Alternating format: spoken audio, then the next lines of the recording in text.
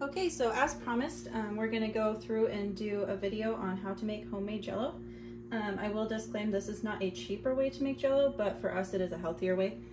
So there are just 2 ingredients. So all you need is juice of your choice, 32 ounces of juice, and then 1/3 cup of gelatin. And this is just natural bovine gelatin. You can use whatever kind you want. So the first thing that you're gonna do is you're going to set your burner to high, and you're going to pour about half of the juice into the pot. This juice doesn't have to be to boiling, but it does have to get hot. So we want to give it plenty of time to get hot. And then we are going to go ahead and put the other half directly into the pan. This is an 8 by 11.5 pan.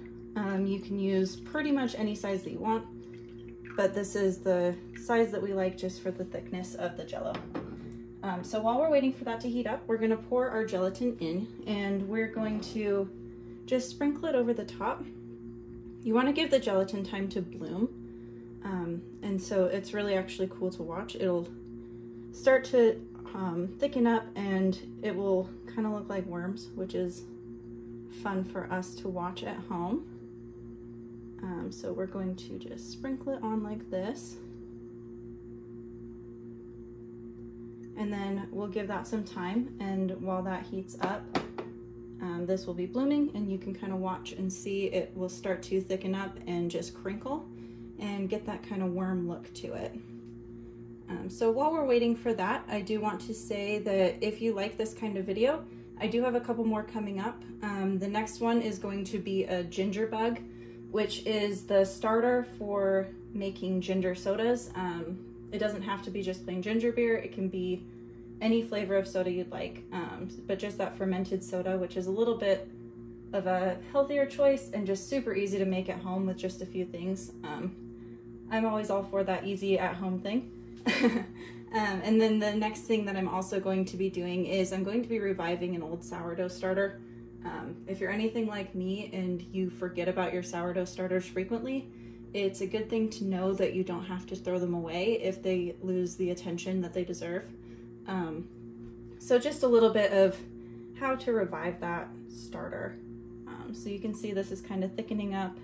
The juice is coming through and absorbing that gelatin. And we've got our other juice is heating up over here. And so we'll just give it a little bit of time. Again, the juice doesn't have to be fully boiling, but it does have to be hot to process. And so then once it's hot, we're going to go ahead and whisk it in, get everything all mixed together, and then you just pop it in the fridge. This is one of the house favorite recipes.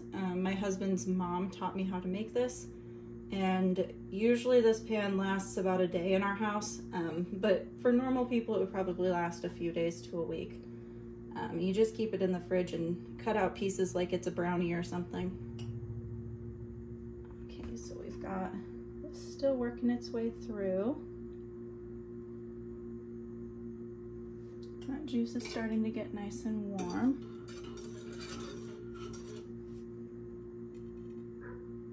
Let it get a little bit warmer.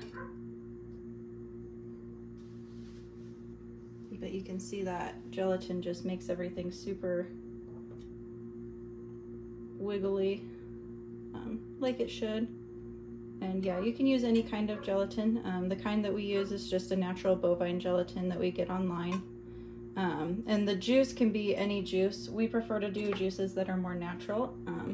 So this brand prides itself on being literally just the juice. So this one is grape, and it's just the juice from grapes.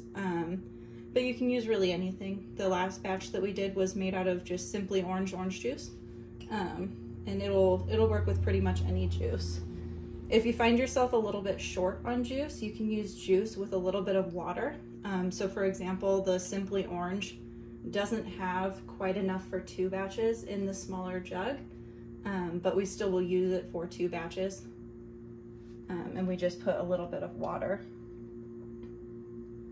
So it looks like it's almost ready. We'll give it just another second to get a little bit hotter.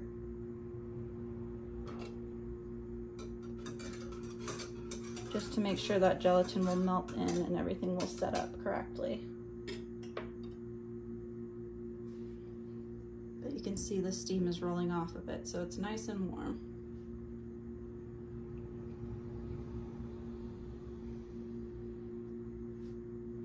I'll just poke this last bit down, make sure all of that gelatin is soaking in.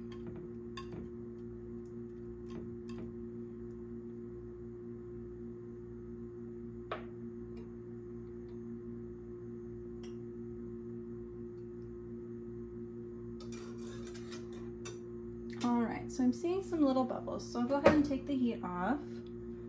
And then as you stir it in, you just whisk it to break up the pieces that are already in here. That way it's not chunky and it has a nice even texture. Nice and slow, that way you don't splash everywhere. I tend to make a pretty big mess. And you can see it fills up this pan pretty well. So you can use a 9x13 or you can use a smaller pan if it's deep enough. Really whatever size you want. This is just the most convenient shape for us. There we go. And so now that we've whisked it all in, we'll just pop this in the fridge, and in about 45 minutes to an hour it will set up, and then it'll be ready to eat.